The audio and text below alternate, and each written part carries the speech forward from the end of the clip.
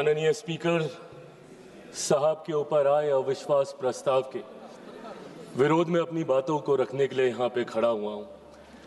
आज जब मैं अपनी बातों को यहाँ पे दर्ज करा रहा हूँ, मुझे अफसोस इस बात का होता है कि आज हमारा विपक्ष इतना मुद्दाहीन हो गया है कि आज उन्हें सदन में लाने के लिए एक अविश्वास प्रस्ताव, वो भी स्पीकर साहब के खिलाफ, इन तमाम मुद्दों में, सरकार की तमाम गतिविधियों में, तमाम कार्रवाइयों में अगर उन्हें सबसे ज़्यादा महत्वपूर्ण कुछ लगा तो वो इसको लेकर आए। ये अपने में दर्शाता है कि अब विपक्ष के पास या तो कोई मुद्दा बचा नहीं, और हकीकत इसमें यह भी है कि सरकार की जो भूमिका रही है पिछले 11 सालों में, मेरे प्रधानमंत्री नरेंद्र मोदी जी के नेतृत्व में जिस तरीके से सरकार की उपलब्धियां रही हैं, नीतियां रही हैं, शायद उन्होंने कभी विपक्ष को ये मौका दिया भी नहीं। पर आज जब हम लोग इस अविश्वास प्रस्ताव की बात कर रहे हैं, स्पीकर व्यक्ति विशेष नहीं होता, चेयर होता है, और इस चेयर का सम्मान हम सब करते हैं, हम सबको करना चाहिए। ये चेयर किस आधार पर काम करती है? संविधान के आधार पर। संविधान के आधार पर भारत की संसद, हमारा देश एकमात्र आधार पर चलता है। मेरे प्रधानमंत्री ने अपने शब्दों में इस बात को कहा कि देश चलेगा तो सिर्फ और सिर्फ संविधान के आधार पर चलेगा। मैं संविधान की ये कितना ये सम्मान करते हैं, क्योंकि कई बार कांग्रेस के तमाम नेता अपनी जेब में संविधान की किताब को लेकर घूमते हैं, अलग अलग मंच पे उसको लहराने का काम करते हैं। संविधान का सम्मान आप कितना करते हैं उसकी चर्चा मैं बाद में करूंगा, पर संविधान के रचयिता, उनका इन्होंने कितना सम्मान किया इसका भी जिक्र आज होना जरूरी है, क्योंकि आज उन्हीं के बनाए हुए संविधान के आधार पर इस शेर का हम लोग सम्मान करते हैं। डॉक्टर बाबा साहेब भीमराव अंबेडकर, मैं पूछना चाहता हूं कांग्रेस विपक्ष के नेता और दलों से जो इनका समर्थन करते हैं, बताइए मुझे डॉक्टर बाबा साहेब भीमराव अंबेडकर का क्या सम्मान किया इन्होंने? बल्कि इतिहास गवाह है और हर कोई जानता है कि बाबा साहेब का सबसे ज्यादा अपमान करने का अगर किसी ने काम किया तो वो कांग्रेस की पार्टी है। आप बता दीजिए मुझे एक कार्य आप मुझे बता दीजिए जो आपने बाबा साहेब के सम्मान में किए हों। लगभग 4 दशक से ज्यादा भारत को स्वतंत्र हुए हो गए थे, पर उसके बावजूद बाबा साहेब की एक भी प्रतिमा, मैं फर्स्ट टाइम मेंबर पार्लियामेंट जब 2014 में बन के आया था, मुझे आश्चर्य होता था ये सोचकर कि एक ऐसा सदन जो संविधान के आधार पर चलता है और उसी संविधान के रचयिता की एक तस्वीर तक भारत की संसद में नहीं है। बताइए क्यों नहीं कांग्रेस पार्टी ने उनकी प्रतिमा लगाई? आज संविधान के सम्मान की बात करते हैं, क्यों 4 दशक तक 89 से पहले 89 में जब वीपी सिंह जी की सरकार थी, जिसका समर्थन भारतीय जनता पार्टी कर रही थी, जिस सरकार में मेरे नेता, मेरे पिता आदरणीय रामविलास पासवान जी श्रम एवं कल्याण मंत्री थे, उस सरकार में पहली बार बाबा साहब का तैल चित्र भारत के सेंट्रल हॉल में लगाने का काम किया, जिसको आज हम लोग संविधान सदन बोलते हैं। और तकलीफ इस बात की कि उस वक्त तक एक दल नहीं, एक परिवार के 3-3 सदस्यों की प्रतिमा उस सदन में लगी हुई थी, पर बाबा साहब की प्रतिमा इन लोगों ने लगाना जरूरी नहीं समझा। आज हम लोग जब गर्व से बोलते हैं, फख्र से बोलते हैं, भारत रत्न डॉक्टर बाबा साहब भीमराव अंबेडकर, भारत रत्न की उपाधि इनको उस सरकार में देने का काम किया। उनके जन्म दिवस पर 14 अप्रैल को छुट्टी की घोषणा करने का काम उस वीपी सिंह जी की सरकार में किया गया। और ये लोग बात करेंगे संविधान की। जब आप संविधान के रचयिता का सम्मान नहीं कर सकते तो उस संविधान का क्या सम्मान करेंगे? ये सवाल आपसे पूछना बनता है। और संविधान को पॉकेट में लेके घूमते हैं आप लोग। पॉकेट में लेके घूमने की चीज है हमारा संविधान, अलग अलग मंचों पे लहराने की चीज है हमारा संविधान। एक प्रसंग महोदय आपकी इजाजत से मैं देना चाहूंगा। 2020 में किसी कारणवश मैं अकेले चुनाव लड़ रहा था बिहार विधानसभा का, और उस वक्त मुझे चुनाव प्रचार के दौरान, क्योंकि मैं गठबंधन से अलग था, तो ऐसे ही विपक्षी दल जितने बिहार के हैं, मुझे कहा जाता था कि मैं अपने चुनाव प्रचार में मेरे प्रधानमंत्री की तस्वीर का इस्तेमाल नहीं करूंगा। उस वक्त मैंने कहा था कि मुझे मेरे प्रधानमंत्री की तस्वीर बैनर, पोस्टर, होर्डिंग पे लगाने की जरूरत नहीं है। प्रधानमंत्री मेरे दिल में बसते हैं, जरूरत पड़ेगी तो दिल चीर के दिखाऊंगा। और ये है संविधान हमारा। इस लोकतंत्र के मंदिर की आत्मा है संविधान, हमारे देश की रीढ़ है संविधान, 140 करोड़ लोगों का स्वाभिमान है संविधान। कैसे संविधान को आप अलग अलग मंच पे लहराते हैं, उसकी किताब को ये लोग जेब में लेके घूमने का काम करते हैं। और संविधान का सम्मान, with all due respect, Congress बताएगी, जिन्होंने 1975 में देश में इमरजेंसी लगाकर सही मायनों में संविधान की हत्या करने का काम किया। आज ये संविधान का पाठ हमें यहाँ पे सिखाने आए हैं। और अगर आप संविधान की बात अगर आप करते हैं तो संविधान सिर्फ अधिकारों की बात नहीं करता, जिम्मेदारियों की भी बात करता है। राइट्स एंड ड्यूटीज को पैरेलली लेकर चलने का काम संविधान करने का काम करता है। यहां पे आपको अपने राइट्स याद रहते हैं, आप अपने हकों की बात करते हैं, बोलने का अधिकार, बोलने का अधिकार, बोलने का अधिकार, बोलने का अधिकार। देश विरोधी ताकतों की आवाज बनना कतई नहीं हो सकता, उसे कभी नहीं स्वीकार किया जा सकता। आप बोलने की आजादी की बात करते हैं, अपनी जिम्मेदारियों का भी तो एहसास कीजिए। कितनी बार आपने इस सदन का मंच का इस्तेमाल किया, कीजिए इस्तेमाल, पर सिर्फ एक जिद पे अगर आप अड़ जाएंगे कि मैं बोलूंगा तो इस नियम के तहत बोलूंगा, मैं बोलूंगा तो ऐसे बोलूंगा, अब बोलूंगा तब बोलूंगा। क्या प्रश्नकाल नहीं है मंच बोलने के लिए? क्या शून्यकाल नहीं है मंच बोलने के लिए? क्या अलग अलग डिबेट्स नहीं है मंच बोलने के लिए? आज राष्ट्रपति जी के अभिभाषण पे आए धन्यवाद प्रस्ताव के ऊपर, आप रखते जितनी बातों को रखना है, पर सिर्फ एक जिद कि मैं ऐसी बात बोलूंगा जिसकी कोई प्रामाणिकता नहीं है। और उस जिद के चक्कर में आप भी नहीं बोले, किसी को नहीं बोलने दिया। यहाँ सपा, टीएमसी, जो भी लोग यहाँ पे मौजूद हैं, इन लोगों का भी समय पूरा खाने का काम सिर्फ एक व्यक्ति और उनकी उस जिद ने, और उस जिद की वजह से आपके खुद अपने दल के नेता कितना सफर कर रहे हैं। मैं खुद, मेरे दल में 3 first timer member of parliaments हैं। मैं चाहता हूं कि उन्हें ज्यादा से ज्यादा मौका मिले। आपकी पार्टी में कितने फर्स्ट टाइमर्स होंगे, सपा में कितने होंगे, टीएमसी में कितने होंगे? सदन चलेगा तब तो बोलने का मौका मिलेगा। और कितने मौके मिलते हैं भाई, बाकियों को तो फिर भी समय मिल जाता है। जो बड़े चेहरे होते हैं वो मीडिया के माध्यम से अपनी बातें रख लेते हैं, बट कोई पहली बार का सांसद अपने क्षेत्र में दिखाने के लिए कि मैंने तुम्हारे लिए सवाल उठाया, प्रश्नकाल ही होता है। उनके पास यही 0 आवर होता है, या अगर कभी कोई डिबेट होती है तो उनकी पार्टी उनको मौका देती है, यही मौके होते हैं ना। तो इन मौकों का इस्तेमाल करने की बजाय अगर संसद में गतिरोध ही चलता रहेगा, संसद को आप चलने ही नहीं देंगे। और क्यों नहीं चलने देंगे? सिर्फ एक जिद की वजह से। और जिद पे क्या याद आता है? अधिकार, बोलने का अधिकार, बोलने का अधिकार। आपकी ड्यूटीज कहां जाती है? My right to move my hand stops when the nose of the other person starts. आपको रुकना होगा, आपको अपनी जिम्मेदारियों का एहसास करना होगा। और आपकी जिम्मेदारी ज्यादा है, आप विपक्ष हैं, विपक्ष का काम है सरकार को घेरना। घेरिए। रोज सुबह हम मंत्री तैयारी करके आते हैं, रात भर हम लोग बैठते हैं कि कल सदन में सवाल है, पूछिए सवाल, देंगे हम जवाब। अकाउंटेबिलिटी तय कीजिए, बट अकाउंटेबिलिटी तय करने की रिस्पॉन्सिबिलिटी आपके ऊपर है। ये आपकी जिम्मेदारी है कि हमारी जवाबदेही को आप तय करें, पर ये जवाबदेही आप तय नहीं कर रहे। प्रश्नकाल नहीं चलने देते, शून्यकाल नहीं चलने देते। क्या ये वो मंच नहीं है? सदन में सिर्फ आप एक विषय पर बोलेंगे तभी आपकी बात दर्ज की जाएगी।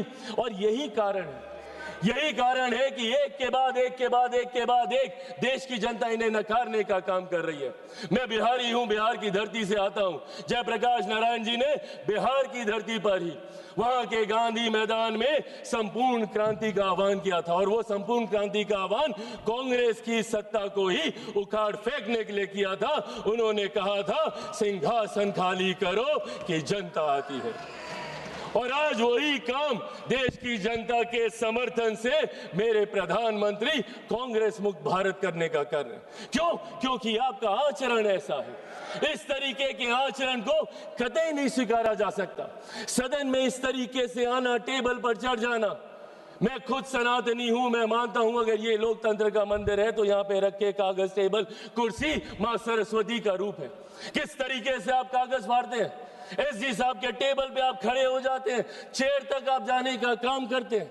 इस तरीके का आचरण, और कैसे हम इसको न्यू नॉर्मल मान लें? क्योंकि ये आचरण निरंतरता में होता गया तो परंपरा बन जाएगी, और परंपराएं उदाहरण बन जाएंगी। और कल जो हमारी जगह यहाँ पे बैठा होगा वो आज का उदाहरण दे रहा होगा। इसीलिए जरूरी है आज की तारीख में हमें अपने आचरण को सुधारने की। एक के बाद एक जब मैं विपक्ष की जिम्मेदारियों की बात करता हूं, लोकतंत्र की खूबसूरती है सत्ता पक्ष विपक्ष, जहां सत्ता अपनी बात रखेगी, विपक्ष अपनी बात रखेगा। क्या है इनका ऑल्टरनेट विजन? एक विजन बता दें मुझे। अगर सरकार ये गलत कर रही है तो ये चीजें हैं, आप इसको सही कीजिए। ऑल्टरनेट विजन आप देंगे नहीं, सिर्फ आरोप लगाएंगे और लोगों को भ्रमित करने का काम करेंगे। आज तक इन लोगों ने लोगों को सिर्फ विपक्ष ने डराकर अपनी तरफ करने का काम किया। एक के बाद एक ऐसे मुद्दे उठाते हैं और उसको लेकर भ्रम फैलाने का काम करते हैं। कभी सीए का मुद्दा उठाते हैं, हम लोग सदन में कह के थक गए भैया कि सीए का कानून एक ऐसे नागरिकता देने वाला कानून है जहां पे वहां दूसरे अल्पसंख्यक लोगों को नागरिकता देने का कानून है, जहां पे बहुसंख्यक ही मुसलमान है। अब मुसलमानों के बीच में जाके भ्रम फैलाना, नागरिकता छीन ली जाएगी, नागरिकता छीन ली जाएगी। किसकी नागरिकता छीन ली गई? पूरी लोकसभा का चुनाव ये लड़ते रहे कि अगर वापस से मोदी जी तीसरी बार आ गए तो संविधान की हत्या हो जाएगी, लोकतंत्र समाप्त हो जाएगा, आरक्षण समाप्त कर दिया जाएगा। किसका आरक्षण छीन लिया गया? कहां का लोकतंत्र समाप्त हो गया? कौन से संविधान की हत्या कर दी गई? एक के बाद झूठ बोलना और इस तरीके से लोगों को भ्रमित करना। और अब नया हथियार इनको मिला एसआईआर को लेकर। एसआईआर को लेकर सदन नहीं चलने देंगे, उसको लेकर हंगामा करेंगे। अरे प्रभु, एसआईआर पहली बार थोड़ी हुआ, आपके समय पे भी हुआ था। उस वक्त क्या हो गया एसआईआर को लेकर? और एसआईआर का जवाब तो बिहार की जनता ने दिया ना। एलओपी गए थे वहां पे 10-12 दिन वहां पे करके आए और ऐतिहासिक हार वहां पे दर्ज करा कर आए। अपने साथी दलों की भी ऐतिहासिक हार वहां पे दर्ज करा कर आए। हकीकत यह है कि एसआईआर नहीं, जो ये वोट चोरी बोलते हैं, वोट चोरी नहीं, इनका जनादेश चोरी होता जा रहा है। और इस बात का एहसास इनको नहीं हो रहा। क्यों? क्योंकि ये अपनी अंतरात्मा में झांक के नहीं देखते। इनको आरोप लगाना है पर आत्ममंथन नहीं करना। इनको दूसरे से सवाल पूछने हैं बट खुद से कभी सवाल नहीं करने, और यही कारण है। और आज एक व्यक्ति का विरोध करते करते, मेरे प्रधानमंत्री का विरोध करते करते अब देश का विरोध करने लग गए।